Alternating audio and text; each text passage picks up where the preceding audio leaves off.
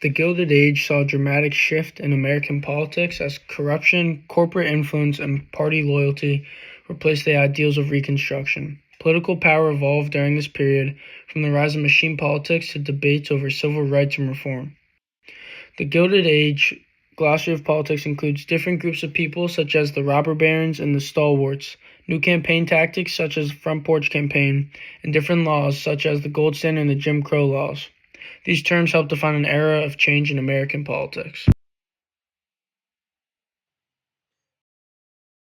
Some of the most important political events of the Gilded Age were the impeachment of Andrew Johnson by Congress in 1868, later on the contested presidential election of 1876, which led to the Compromise of 1877 and the end of Reconstruction in the South, and later on William McKinley won the election of 1896 and passed the Gold Standard Act in 1900 before being assassinated in 1901.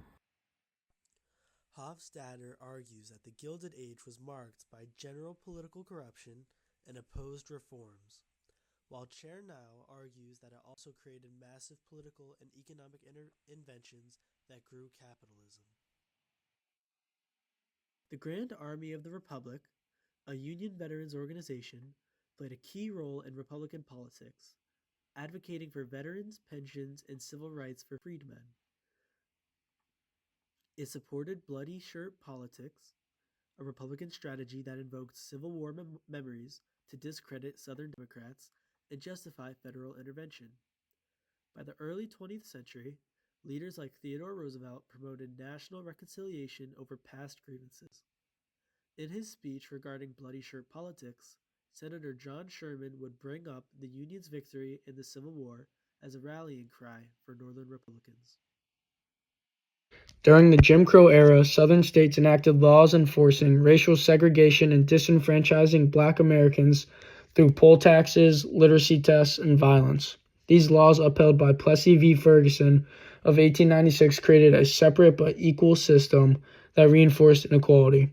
Senator Ben Tillman of South Carolina, a supporter of these laws, discussed how the African Americans were savages and unable to govern themselves and others. Millions in the South backed his beliefs, causing racial tension and violence.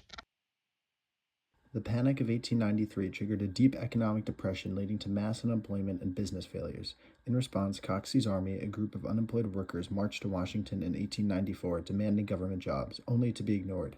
2 years later, William Jennings Bryan electrified the nation with his Cross of Gold speech, arguing for the free coinage of silver. Despite the speech, the gold standard prevailed with William McKinley's victory in the 1896 election.